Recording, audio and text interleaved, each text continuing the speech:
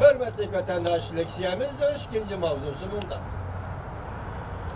Birleşken Devletler Teşkilatı Kişilik Hukuk Komitesi'nin əməldarı Şinjan'a verip, Müslimlik Uyguristan'a verip, adamlarının zor kölemde gayip kılıp etilgenliği ve nezarband kılınganlığı doğrusundaki haberlerini əmelileştirişini ümit kıldı. Mavzulu haber Şinjan'ın 7. günü Amerika avazından Xitay Til programı ilan kılındı haber. Bundan başlandı.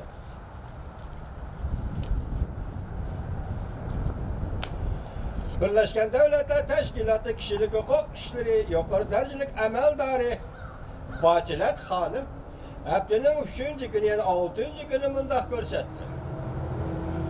Ben Cunguğa kirişni gözləvatıman. Ben Cunguğa kirişni gözləvatıman. Zor kölemde kişilerini gayip kılıp ettik ve mecburi nezarband kılış doğrusu da özlüksüz kilovatkan haberlerini bulup bu gərtki Şinjan Abdunum rayonidir, yani Müslimlik Uygurustan rayonidir. Kilovatkan haberlerini əmelileştirmekçimen. Birleşken Devletler Teşkilat Kişilik Hukuk Komitesi sungan yıllık dokulatıdır mındaq görsetti. Cungo dairleri kişilik hukukla hürmetleydiğen siyasetle aşkarlaydiğen bolsa, bir yol bir belbağ teşebbüsünün merkezi durgan Şinjan, Müslimlik Uygurustan mukamlığı ve terakkiyat yardım bulur. Cungo yüzünün deyişçe qayta terbiye biriş ve terbiyeleş merkezi kurganlığı halkara cemiyetinin özlük sözü, küçüyüvatkan tenkidi uçurdu.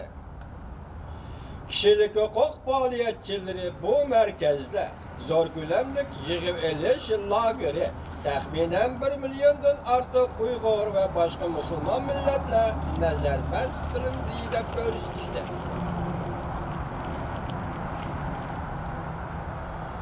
Çünkü bolsa değerli hazır Şinjan rayonida yani Müslimlik Uygurustan dini asabilerini tügütüşkün, asabilikni tügütüşkün urnuvatımızda görsetti. Birleşken Devletler Teşkilatı Dini İtikat Erkilliğini tekşürgücü Ahmet Raşidi haftanın 2. günü mındaq görsetti. Menen Şinjan'a verip ziyaret kılışım ve tekşürüşümge Cungo hükümetinin ruhsat kılışını talep kıldım. Lekin Cungo bu yıl 2. ayda koygan talebimge hazırgıça cevap qaytırmadı. Raşid'in yanımında görsetti. Ben ve bir neçe nefer Birleşken Devletler Teşkilatı mütehassisleri ötken yılı 11. ayda Cungo hükümeti xat avatip Cungo özü davatkan asabiyligi zarbi beriş jönü kurulgan qayta terbiyeleş doğrudun yoki merkezlerden ensiravatkanlığını ifade edildi. Birleşken Devletler Teşkilatı'nın mecburi nezarband kılış, gayip kılıp etiş, fikir erkinliği, asallık milletler meselesi ve kişilik hukuklu kovdaş xadimleri qatarlıkla bu xatga imza koygan. Beijing'e verilgen xatga imza koygan idi.